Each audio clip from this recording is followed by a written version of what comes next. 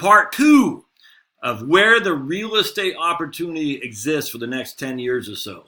My thesis has been we have this huge mountain of seniors shifting out of the market, increasing this vast amount of supply, and we have a limited number of people, my baby bust generation or the generation underneath, who actually have the capacity or the desire even to move into those houses. So what happens to a huge supply and a limited, we'll even say maybe even a slowing demand, not necessarily declining. What happens to that? A huge supply, limited demand, and we know what happens in that economy. Supply outpacing demand means prices drop. But what does that mean? I'm telling you, man, let's dive into it. All right, so here we got seniors will contribute increasingly to the housing supply. All right, people over 65 release much more housing than they absorb. Between 2000 and 2010, people who began the decade aged 55 or older released over 10.5 million housing units net. They put 10.5 million more than households that were formed. That's crazy. Most of these releases involve owner-occupied dwellings because seniors predominantly own their home and they move from ownership to rentals via nursing homes. Whether owned or rented, dwellings occupied by seniors may, upon release, be rented or sold to new owners, vacated or removed from the housing stock via conversion, abandonment, or demolition.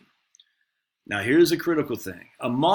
Within metropolitan areas, dwellings released by an aging population are not likely to align with future demand. While most states and metropolitan areas have a significant number of baby boomers, the distribution of young adults is more uneven.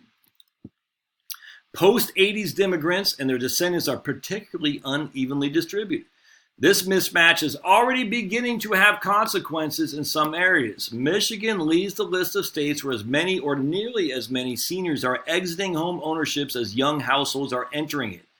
So we have Grandma Jones selling their home, and they have just as many are entering it. Just as many people entering it. So it's kind of 1 for 1. Grandma Jones is selling, and little Johnny Whippersnapper is buying it. And it's kind of an equilibrium there. But remember, Grandma Jones is going to be exponentially increasing as we get older over the next 10 years or 15 years.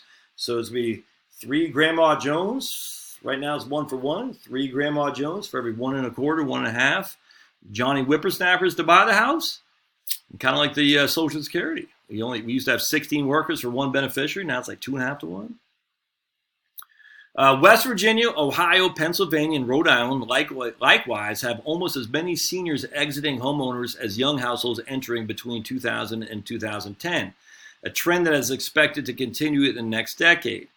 Louisiana and Mississippi also had nearly as many young entrants in homeownerships as seniors exiting it. In all these states, economic and environmental calamities contribute to the softening of housing markets. All areas also experience difficulty retaining and attracting echo boomers. That's the generation born from 1981 to 1995. Let's see. All areas also had experience in retaining and attracting echo boomers and immigrants even before 2000. Gradually but significantly reducing the number of young people who are responsible for much household formation and home buying. Nevada, Arizona, Utah, Idaho, and Texas, by contrast, have high birth rates and added more jobs than the Midwest in the early to mid-2000s. Consequently, the releasing of owner-occupied houses in these states added up to less than 35% of the increase in the housing supply needed to accommodate the entry of young households in ownership. But listen to this.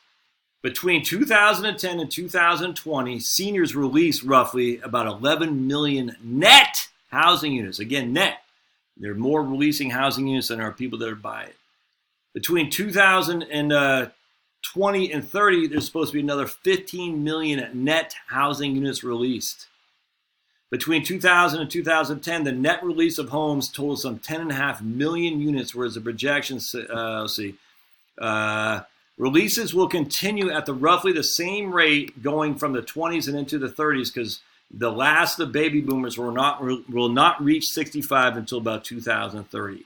While actual releases may depart somewhat from these projections, the total number of senior-occupied housing units released as a result of the aging baby boom generation will grow by these approximate magnitudes.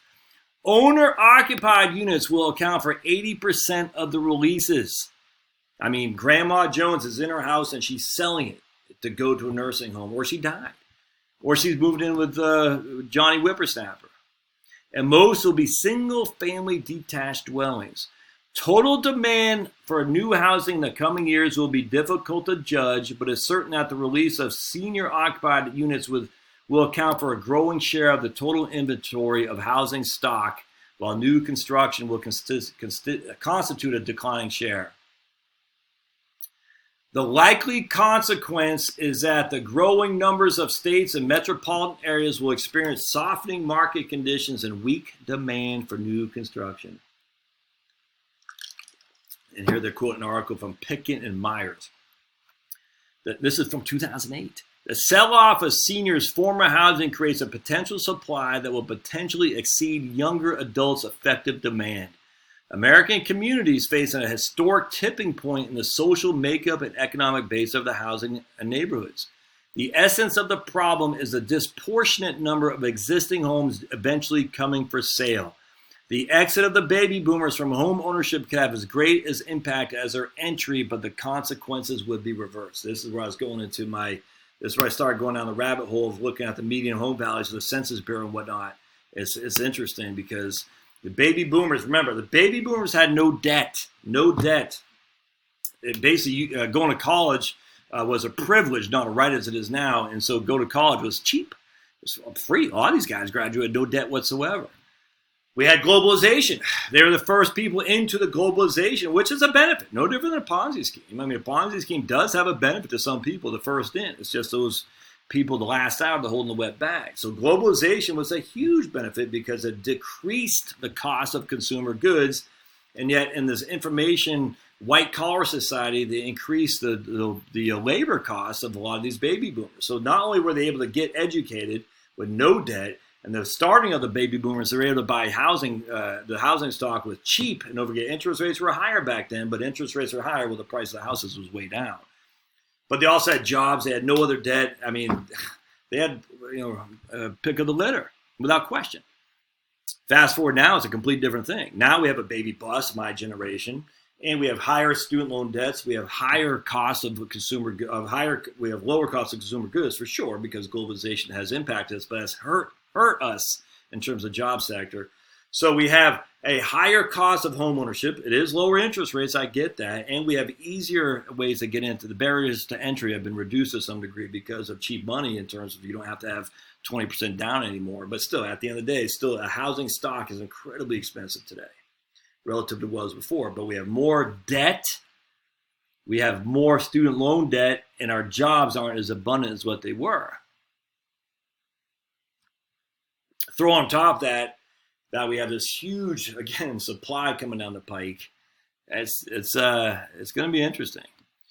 Some seniors occupied newly constructed homes. In 2009, for example, housing built since 2000 accounted for about 7% of owner-occupied dwellings and 10% of rentals. Senior consumption of new housing may rise in the next 2 decades as baby boomers whose wealth and income are higher than that of today's retirees and are entering into retirement, vastly larger numbers seek new options to downsize, accommodate disabilities, or live in different types of neighborhoods. I completely agree with that too. So what's going to happen is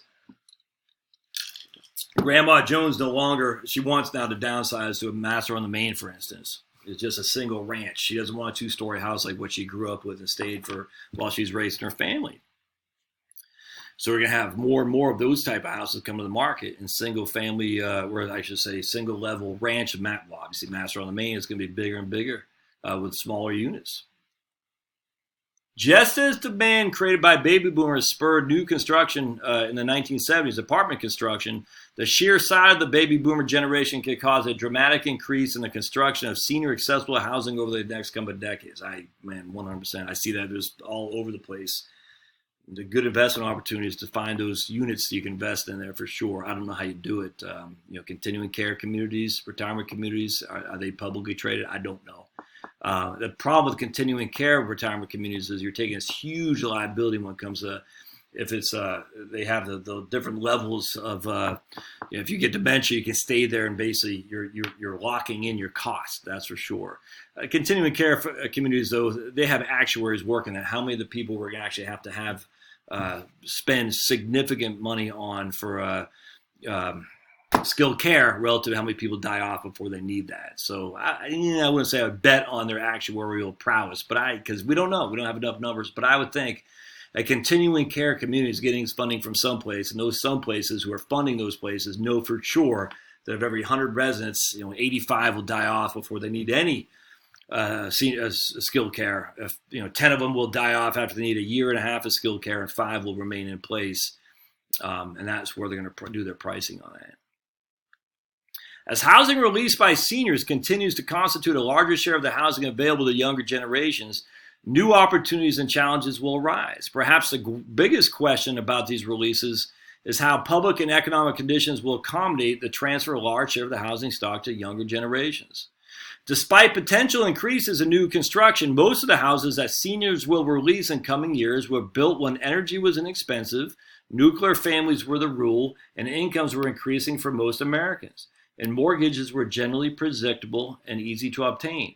Most observers expect the next 20 to 30 years to depart from this historic picture with more expensive energy, growing diversity, ethnicity, and household structure, and more intense international economic competition, which means it's going to be harder to keep your job, and you will get priced out of the market because of cheap labor overseas. All these factors will reduce demand for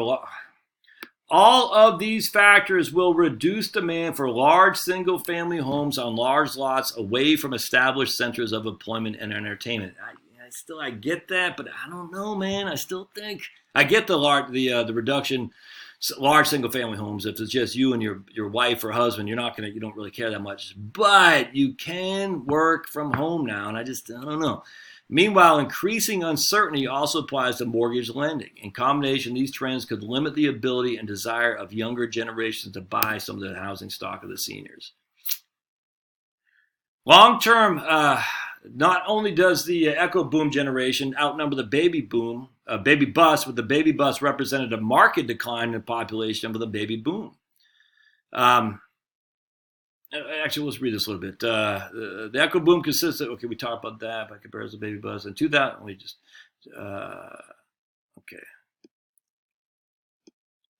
I'm going to pause it and I'm going to read this for a little bit. Boomers have been hard hit by the recession. So that's, born in 1981 and 1995. So they're basically between 25 and 40 years old right now, 2019. In fact, even before the recession, they had experienced weak or no real income growth since 2000. Again, cheap labor, man, from overseas. It's nuts. It's our political superiors should absolutely be ashamed of themselves for what they've done to these generations. They've made them have insane amount of debt to pay for college, much of which is irrelevant and not needed. And then on top of that, they flooded the market with cheap labor from overseas. It's Democrats and Republicans. And I sit there and I just ponder what Americans have allowed happen. And I just sit there and I say, why did we allow that to happen? Globalization is good. It's good for the people at the top. It's good for the people at the bottom because they do get the benefit from exposure to our bounty here in the United States. It's not good for people in the middle, certainly the lower middle. These guys, the politicians, McCain, he's the biggest proponent of that because he was Bush, freaking Biden, all these guys, man. They should just be ashamed of themselves, man. Where was the freaking units? Richard Trumka. They sold their souls for rock and roll, man. That's all there is to it. They sold their souls for the mighty dollar of the freaking corporatists in the Democratic and the Republican Party. Household formation dropped for those under 35 between 2000 and 2010. And among those young adults who did form households, home ownership declined. Rates of home ownership for white and black Americans fell more steeply than that of non-Hispanics of other races. Dropped. Okay, whatever. The next decade in housing markets depend on the echo boom. So this is written in 2012. I completely agree with this. While the economy and housing market recover, to what extent and how quickly will the echo boomers form households and begin buying houses? Several factors point to an early return to household formation and home ownership when economic conditions allow. Let's see. Echo boomers have high levels of college education, which improves their long-term financial position, and earnings expectations, not earnings guarantees, but expectations, because that's what they were told. Go to college and get high earnings. National Association Realtor Survey found that 3/4 of renters aged 18 to 29 hope to buy a house. The growth in female educational attainment may also portend higher levels of household formation. I disagree with that 100%. So they're basically saying because women are in the workforce and higher levels of education and are actually making money, that will lead to more household formation. I don't agree with that at all. I think if anything, it's the other way around, because who is a household built around? The man or the woman? It's always built around the mom.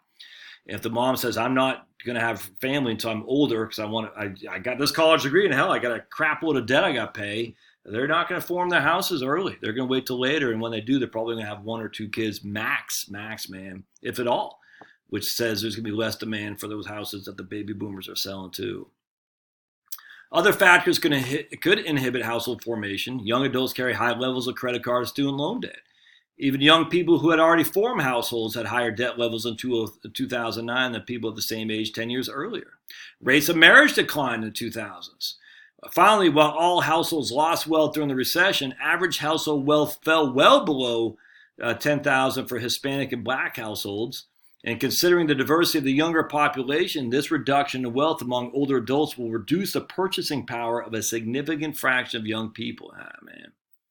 To estimate the magnitude that echo boomers may bring to the housing markets in the next 20 years, we developed 3 scenarios. We began 1990, 2000, 2010 census results in the Census Bureau's natural population projections, assuming a constant net rate of immigration of basically 1 million people per year. Using the observed and projected population series, we computed national rates of household formation and home ownership around the age.